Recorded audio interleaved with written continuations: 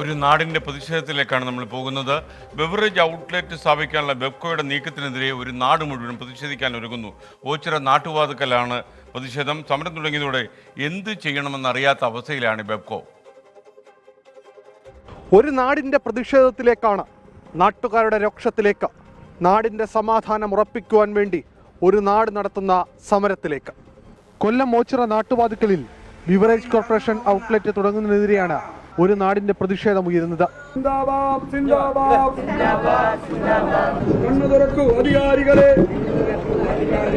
ഉയരുന്ന മുദ്രാവാക്യങ്ങളിൽ വാചകങ്ങൾ ഒന്ന് മാത്രം: ജനവാസ മേഖലയിലെ ബിവറേജ് ഔട്ട്ലെറ്റ് വേണ്ടേ വേണ്ട. സമരം തുടരുകയാണ് ഒരു നാട് ഒന്നാകെ.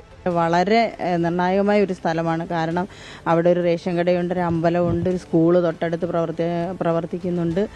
അതുപോലെ തന്നെ ജനങ്ങൾക്ക് സഞ്ചാരയോഗ്യമായ ഒരേ ഒരു വഴിയാണ്. വൈകുന്നേരങ്ങളിൽ കുട്ടികളും സ്ത്രീകളും ഒക്കെ ജോലിയും കഴിഞ്ഞ് സന്ധ്യ കഴിയുമ്പോഴത്തേക്ക് വരുന്നൊരു സാഹചര്യമാണ്. അപ്പോൾ ഈ ഒരു ഇടുങ്ങിയ പ്രദേശത്തേക്ക് ഇത് വരുമ്പോഴുണ്ടാകുന്ന ആ ഒരു ബുദ്ധിമുട്ടുകൾ ജനങ്ങൾ കണക്കിലെടുത്തുകൊണ്ടാണ് പ്രദേശവാസികൾ കക്ഷി രാഷ്ട്രീയ ഭേദമന്യേ എല്ലാ സന്നദ്ധ സംഘടനകളും എല്ലാവരും കൂടി ചേർന്നുകൊണ്ട് ഇത്തരത്തിലൊരു ജനകീയ കൂട്ടായ്മ ഇവിടെ രൂപീകരിച്ചിരിക്കുന്നത്. കൊടിയുടെ വേർതിരിവില്ല, കക്ഷി രാഷ്ട്രീയമില്ല, പൊതുജന ആവശ്യത്തിന് വേണ്ടിയാണ് ഈ സമരമെന്ന് ഒറ്റ മനസ്സായി അവർ പറയുന്നു. അടുത്തൊരു സ്കൂളുണ്ട്, തൊട്ടടുത്ത് 100 മീറ്റർ അകലമുള്ള ഒരു ക്ഷേത്രമുണ്ട്, തൊട്ട് അപ്പുറവും ഇപ്പുറമായി 2 കോപ്പറേറ്റീവ് ബാങ്കുകൾ പ്രവർത്തിപ്പിക്കുന്നുണ്ട്. കാര്യം ഒരുപാട് ജനവാസമുള്ള സ്ഥലമാണ്.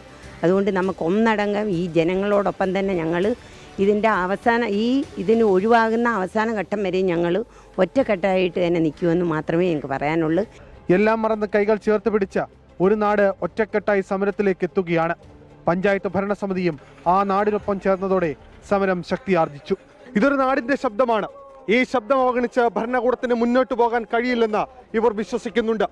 അതുകൊണ്ട് തന്നെയാണ് ഈ സമരം ഇവർ ഇവിടെ തുടരുകയും ചെയ്യുന്നത്. ബിവറേജ് ഔട്ട്ലെറ്റ് മാറ്റുക തന്നെ ചെയ്യുമെന്നാണ് ഇവർ ഇക്കട്ടത്തിലും വിശ്വസിക്കുന്നത്. കൊല്ലത്തുനിന്ന് ശ്രീകാന്ത് PS-നൊപ്പം അരുൺ രാജ്, 24. പൊതുജനം കഴുതയല്ല സാർ. ബെവറേജസ് ഔട്ട്ലെറ്റ് മാറ്റുന്നത് വരെ സമരം തുടരുമെന്നാണ് നാട്ടുകാരുടെ തീരുമാനം. അവരുടെ പ്രതികരണങ്ങളിലേക്ക് നമ്മൾ കടക്കുന്നു.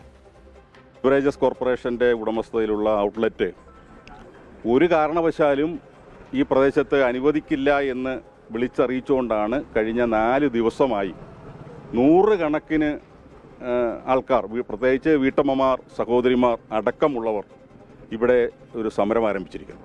ഈ ഒരു ഔട്ട്ലെറ്റ് വരാൻ യാതൊരു വിധത്തിലും നാട്ടുകാരായ ഞങ്ങൾ ആരും തന്നെ സമ്മതിക്കാത്ത ഒരു സാഹചര്യം തന്നെ ഉണ്ടാക്കി വെച്ചിരിക്കുകയാണ് ഇതിൻ്റെ അധികാരികളായിട്ടുള്ള ആളുകൾ.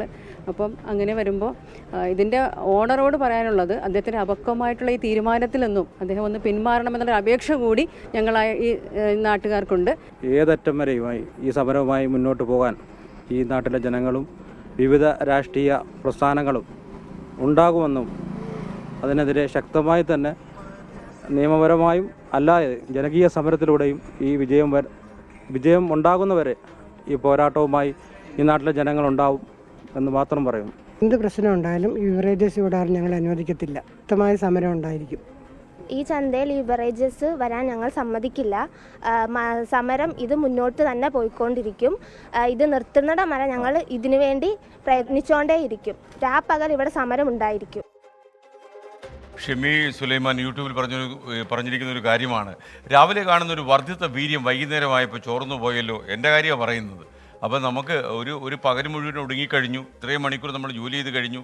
ഇപ്പോൾ പ്രഭാതത്തിൽ ഉണർന്നെഴുന്നേറ്റ് കുളിച്ച് സുഖനായിട്ട് വന്ന് നിങ്ങളുടെ മുന്നിൽ അവതരിപ്പിക്കുന്ന പോലെ ഈ വൈകുന്നേരം എങ്ങനെയാണത് നടക്കുക? അത്ര അത്യാവശ്യമാണെങ്കിൽ നമുക്ക് വർദ്ധിത വീര്യം സ്വന്തമാക്കാം. പക്ഷേ വൈകുന്നേരം നിങ്ങൾ പിന്നെ എന്നോട് ടെൻഷനാകരുത്.